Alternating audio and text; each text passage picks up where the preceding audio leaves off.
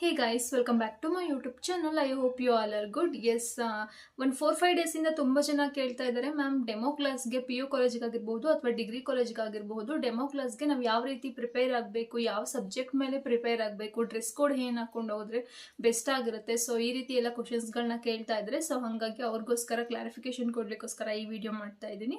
So S, ನಾನು ಮೊದಲು dress code ಬಗ್ಗೆ ಕ್ಲಾರಿಫಿಕೇಶನ್ ಕೊಟ್ಬಿಡ್ತೀನಿ. ಕೆಲವೊಂದು ಡಿಗ್ರಿ ಕಾಲೇಜ್ಗಳಲ್ಲಿ ಮತ್ತು ಪಿ ಯು ಕಾಲೇಜ್ಗಳಲ್ಲಿ ಅಂದರೆ ಲೆಕ್ಚರರ್ಸ್ಗೆ ಡ್ರೆಸ್ಗಳನ್ನ ಹಾಕೊಂಬರೋಕ್ಕೆ, ಚೂಡಿದಾರ್ಗಳನ್ನ ಹಾಕೊಂಬರೋದಕ್ಕೆ ಅಲೋ ಮಾಡ್ತಾರೆ.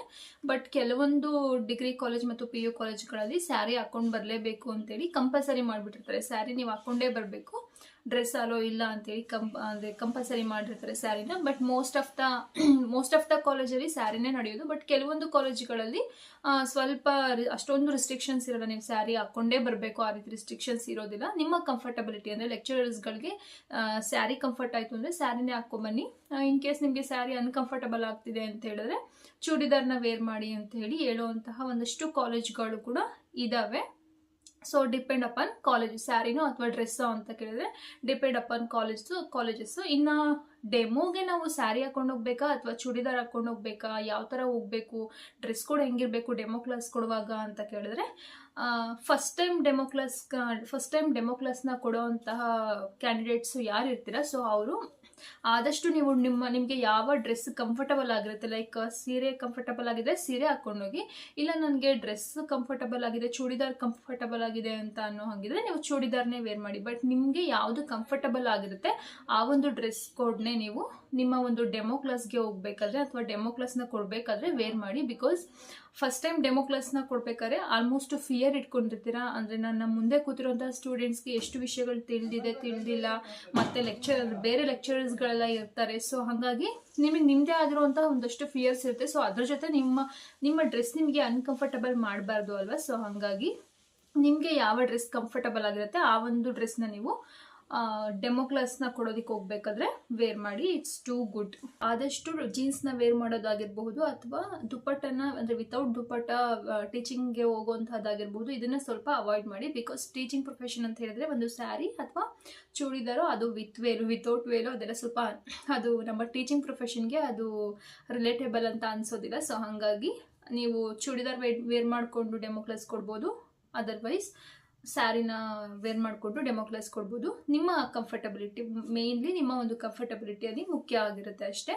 ನಿಮ್ಮ ಡೆಮೋ ಕ್ಲಾಸ್ ಮುಗಿದ್ಮೇಲೆ ಅವ್ರಿಗೆ ನಿಮ್ಮ ಒಂದು ಡೆಮೋ ಕ್ಲಾಸ್ ಇಷ್ಟ ಆಗಿತ್ತು ಅಂತ ಹೇಳಿದ್ರೆ ಅವರು ಅದಾದಮೇಲೆ ಸ್ಯಾರಿ ಮಾತಾಡ್ತಾರೆ. ಅದಾದಮೇಲೆ ನೀವು ಯಾವ ರೀತಿ ಡ್ರೆಸ್ ಕೋಡ್ ಇರುತ್ತೆ ಕಾಲೇಜಲ್ಲಿ, ಸ್ಯಾರಿನ ಅಥವಾ ಡ್ರೆಸ್ಸಾ ಅದೆಲ್ಲನೂ ಕೇಳಿಕೊಂಡು ನೀವು ನೆಕ್ಸ್ಟ್ ಡೇಗಳಲ್ಲಿ ಸ್ಯಾರಿ ಅಥವಾ ಅವ್ರು ಯಾವ ಡ್ರೆಸ್ ಕೋಡ್ ಹೇಳಿರ್ತಾರೆ ಸೊ ಅದಕ್ಕೆ ತಕ್ಕಾಗಿ ನೀವು ಕ್ಲಾಸ್ಗೆ ಹೋಗೋದನ್ನ ರೂಢಿ ಮಾಡ್ಕೊಳ್ಬೋದು. ಬಟ್ ಡೆಮೋ ಕ್ಲಾಸ್ಗೆ ಮಾತ್ರ ನಿಮ್ಮ ಕಂಫರ್ಟಬಿಲಿಟಿ, ನಿಮಗೆ ಯಾವುದು ಕಂಫರ್ಟ್ ಆಗಿರುತ್ತೆ ಸೊ ಅಂತಹ ಡ್ರೆಸ್ಸನ್ನು ವೇರ್ ಮಾಡಿಕೊಂಡು ಹೋಗಿ. ಬಟ್ ನಿಮ್ಮ ಕಂಫರ್ಟಬಿಲಿಟಿ ಅಂತ ಹೇಳಿದೆ ಅಂತೇಳಿ ಜೀನ್ಸು ವಿತೌಟ್ ದುಪ್ಪಟ್ಟ ಆ ರೀತಿ ಎಲ್ಲ ಹೋಗಬೇಡಿ. ಚೂಡಿದಾರು ವಿತ್ ವೇಲು ಜೊತೆಗೆ ಸ್ಯಾರಿ ಇದೆರಡರಲ್ಲಿ ಯಾವುದಾದ್ರೂ ವೇರ್ ಮಾಡ್ಕೊಂಡು ನೀವು ಡೆಮೋ ಕ್ಲಾಸ್ನ ಕೊಡಲಿಕ್ಕೆ ಹೋಗ್ಬೋದು. ಸೊ ಎಸ್, ಡ್ರೆಸ್ ಕೋಡ್ ಆಯಿತು. ಈಗ ಟಾಪಿಕ್ ಅಂದರೆ ಡೆಮೋ ಕ್ಲಾಸ್ ಕೊಡ್ಬೇಕಾದ್ರೆ ನಾವು ಯಾವ ಟಾಪಿಕ್ನ ತಗೊಂಡು ಡೆಮೋ ಕ್ಲಾಸ್ ಕೊಟ್ಟರೆ ಅದು ಬೆಸ್ಟ್ ಆಗಿರುತ್ತೆ ಅಂತ ಕೇಳೋದಾದರೆ, ನಿಮ್ಮ ಒಂದು ಸಬ್ಜೆಕ್ಟ್ ಯಾವುದಿರುತ್ತೋ ಆ ಒಂದು ಸಬ್ಜೆಕ್ಟ್ಗೆ ರಿಲೇಟೆಡ್ ಆಗಿ ಜೊತೆಗೆ ಸ್ಟೂಡೆಂಟ್ಸ್ನ ಸಿಲೆಬಸ್ನ ರಿಲೇಟೆಡ್ ಆಗಿ ನೀವು ಡೆಮೋ ಕ್ಲಾಸ್ನ ಕೊಡೋದು ಬೆಸ್ಟ್ ಆಗಿರುತ್ತೆ. ಫಾರ್ ಎಕ್ಸಾಂಪಲ್, ನೀವು ಪಿ ಯು ಕಾಲೇಜಲ್ಲಿ ಲೆಕ್ಚರರ್ ಆಗಬೇಕು ಅಂತ ಅಂದ್ಕೊಂಡು ಅಲ್ಲಿಗೆ ಡೆಮೋ ಕ್ಲಾಸ್ ಕೊಡಲಿಕ್ಕೆ ಹೋಗ್ತಾ ಇದ್ದೀರಾ ಅಂತ ಹೇಳಿದ್ರೆ, ನೀವು ಆದಷ್ಟು ಅಂದರೆ ಅಲ್ಲಿರುವಂತಹ ಲೆಕ್ಚರರ್ಸೇ ನೀವು ಸೆಕೆಂಡ್ ಇಯರ್ಗೆ ಡೆಮೋ ಕ್ಲಾಸ್ ಕೊಡಿ, ಫಸ್ಟ್ ಇಯರ್ಗೆ ಡೆಮೋ ಕ್ಲಾಸ್ ಕೊಡಿ ಈ ರೀತಿ ಎಲ್ಲ ಹೇಳೋದಿಲ್ಲ. ಬದಲಾಗಿ ನಿಮ್ಮ ಚಾಯ್ಸ್ಗೆ ಬಿಟ್ಬಿಡ್ತಾರೆ. ಫಸ್ಟ್ ಇಯರಿಗೆ ಕೊಡ್ತಾರೆ, ಸೆಕೆಂಡ್ ಇಯರಿಗೆ ಕೊಡ್ತೀರಾ ಡೆಮೋ ಕ್ಲಾಸ್ ಅಂತ ಅವರೇ ಕೇಳ್ತಾರೆ. ಸೊ ನೀವು ಫಸ್ಟ್ ಇಯರ್ಗೆ ಡೆಮೋ ಕ್ಲಾಸ್ ಕೊಡ್ತೀವಿ ಅಂತ ಫಸ್ಟ್ ಇಯರ್ ಸ್ಟೂಡೆಂಟ್ಸ್ನೇ ಚೂಸ್ ಮಾಡ್ಕೊಳ್ಳಿ. ಬಿಕಾಸ್ ಫಸ್ಟ್ ಇಯರ್ಸ್ಗೆ ಹೋಲಿಸ್ಕೊಂಡ್ರೆ ಸೆಕೆಂಡ್ ಇಯರ್ಸ್ ಸ್ವಲ್ಪ ಬ್ರೈಟ್ ಆಗಿರ್ತಾರೆ ಮತ್ತು ಸಬ್ಜೆಕ್ಟ್ ಮೇಲೆ ಅವ್ರಿಗೆ ಸ್ವಲ್ಪ ಗ್ರಿಪ್ ಸಿಕ್ಕಿರುತ್ತೆ. ಯಾಕಂದರೆ ಅವರು ಪ್ರೀವಿಯಸ್ ಇಯರ್ನಲ್ಲಿ ಫಸ್ಟ್ ಇಯರ್ಸ್ನಲ್ಲಿ ತುಂಬ ವಿಷಯಗಳನ್ನ ತಿಳ್ಕೊಂಡಿರ್ತಾರೆ ಸಬ್ಜೆಕ್ಟ್ ರಿಲೇಟೆಡ್ ಆಗಿ. ಸೊ ಹಾಗಾಗಿ ನೀವು ಫ್ರೆಷರ್ಸ್ ಆಗಿದ್ದು ಹೊಸದಾಗಿ ನೀವು ಡೆಮೋ ಕ್ಲಾಸ್ ಕೊಡ್ಲಿಕ್ಕೆ ಹೋದಾಗ ಸೆಕೆಂಡ್ ಇಯರ್ಸ್ ಕೇಳೋವಂಥ ಕ್ವಶನ್ಸ್ಗೆ ಒಂದೊಂದ್ಸಲ ನಮ್ಗೆ ಕನ್ಫ್ಯೂಷನ್ ಮಾಡ್ಕೊಳ್ಳೋದಾಗಿರ್ಬೋದು ಅಥವಾ ಫಿಯರ್ಗೆ ಅವ್ರಿಗೆ ರಿಟರ್ನ್ ಏನು ಆನ್ಸರ್ ಮಾಡಬೇಕು ಅಂತ ಗೊತ್ತಾಗದೇ ಇರಬಹುದು. ಸೊ ಈ ರೀತಿ ಎಲ್ಲ ಒಂದಷ್ಟು ಸಿನಾರಿಯೋಗಳು ನಡೆಯುತ್ತೆ. ಸೊ ಹಾಗಾಗಿ ಬೆಟರ್ ನೀವು ಡೆಮೋ ಕ್ಲಾಸ್ ಕೊಡಲಿಕ್ಕೆ ಫಸ್ಟ್ ಇಯರ್ ಸ್ಟೂಡೆಂಟ್ಸ್ನೇ ಚೂಸ್ ಮಾಡ್ಕೊಳ್ಳಿ. ಅದಾದಮೇಲೆ ನೀವು ಸಿಲೆಬಸ್ನ ನೋಡ್ಕೊಳ್ಬೇಕು. First P U C demo ಕೊಡ್ತಾ ಇದ್ದೀರಾ ಅನ್ಬೇಕಾದ್ರೆ first P U C related ಆಗಿರುವಂತಹ ಸಿಲೆಬಸ್ನ ನೋಡ್ಕೊಳ್ಬೇಕು. ಅದರಲ್ಲಿ ನಿಮಗೆ ಯಾವುದು ಟಾಪಿಕ್ ಇಷ್ಟ ಆಗುತ್ತೆ, ಜೊತೆಗೆ ಈಸಿಯಾಗಿ ಮಕ್ಕಳಿಗೆ ಇದನ್ನು ಕನ್ವೆ ಮಾಡ್ಬೋದು ಅನಿಸುತ್ತೆ. ಸೊ ಆ ರೀತಿಯಾಗಿರುವಂಥ ಒಂದು ಟಾಪಿಕ್ನ ತಗೊಂಡು ಅಟ್ಲೀಸ್ಟ್ ನೀವು 15 to 20 ಮಿನಿಟ್ಸ್ ಅವ್ರ ಜೊತೆ, ಅಂದರೆ ಮಕ್ಕಳ ಜೊತೆ, ಸ್ಟೂಡೆಂಟ್ಸ್ ಜೊತೆ ಇಂಟ್ರಾಗೇಟ್ ಮಾಡೋ ರೀತಿ ಒಂದಷ್ಟು ವಿಷಯಗಳನ್ನ ಪ್ರೀವಿಯಸ್ ಡೇನೇ ಕಲ್ತ್ಕೊಂಡೋಗಿ ಡೆಮೋ ಕ್ಲಾಸ್ ದಿನ ನೀವು ಡೆಮೋ ಕೊಡ್ಬೋದು. It's to better. ಬಟ್ ಇನ್ನೂ ಒಂದೇನು ಅಂತ ಹೇಳಿದ್ರೆ, ರ್ಯಾಂಕ್ ತಗೊಂಡಿರ್ತಾರೆ, ಮಾಸ್ಟರ್ಸಲ್ಲೆಲ್ಲ ರ್ಯಾಂಕಿಂಗ್ ಸ್ಟೂಡೆಂಟ್ಸ್ ಆಗಿರ್ತಾರೆ. ಬಟ್ ಟೀಚಿಂಗ್ ಪ್ರೊಫೆಷನಿಗೆ ಬಂದಾಗ ಡೆಮೋ ಕ್ಲಾಸ್ ಕೊಡೋಕೆ ಹೋಗಿ ಅಂತ ಹೇಳಿದಾಗ, ಅಥವಾ ಸ್ಟೇಜ್ ಮೇಲೆ ನಿಂತ್ಕೊಂಡು ಡೆಮೋ ಕ್ಲಾಸ್ ಕೊಡುವಾಗ ಫುಲ್ ನರ್ವಸ್ ಆಗೋಗ್ತಾರೆ. ಅವರಿಗೆ ತುಂಬ ವಿಷಯಗಳು ತಿಳಿದಿರುತ್ತೆ, ತುಂಬ ನಾಲೆಡ್ಜಬಲ್ ಪರ್ಸನ್ ಆಗಿರ್ತಾರೆ. ಬಟ್ ಆದ್ರೂ ಡೆಮೋ ಕ್ಲಾಸ್ ಕೊಡಬೇಕಾದ್ರೆ ಅವ್ರಿಗೆ ಫಿಯರ್ ಆಗುತ್ತೆ, ಏನು ಮಾತಾಡಬೇಕು ಅಂತ ಗೊತ್ತಾಗೋದಿಲ್ಲ.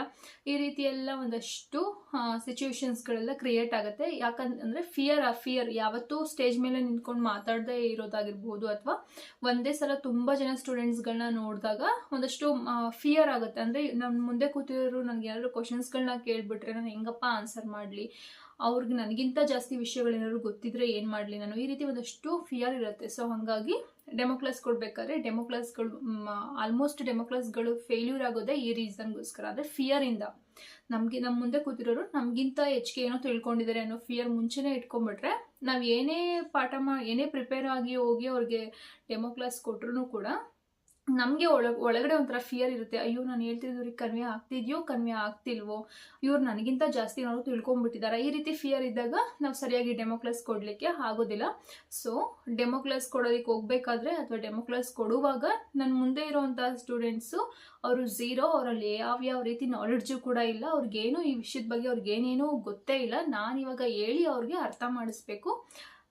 ನನಗೆ ಪೂರ್ತಿ ವಿಷಯಗಳು ಗೊತ್ತಿದೆ, ನನ್ನ ಮುಂದೆ ಕೂತಿರುವಂಥ ಸ್ಟೂಡೆಂಟ್ಸ್ಗೆ ಯಾವ ವಿಷಯಗಳು ಗೊತ್ತಿಲ್ಲ ಅಂತ ಅಂದ್ಕೊಂಡು ನಾವು ಕ್ಲಾಸ್ನ ಶುರು ಮಾಡಿದ್ರೆ ಆ ಒಂದು ಡೆಮೋ ಕ್ಲಾಸು ಸಕ್ಸಸ್ಫುಲಿ ಎಂಡ್ ಆಗುತ್ತೆ.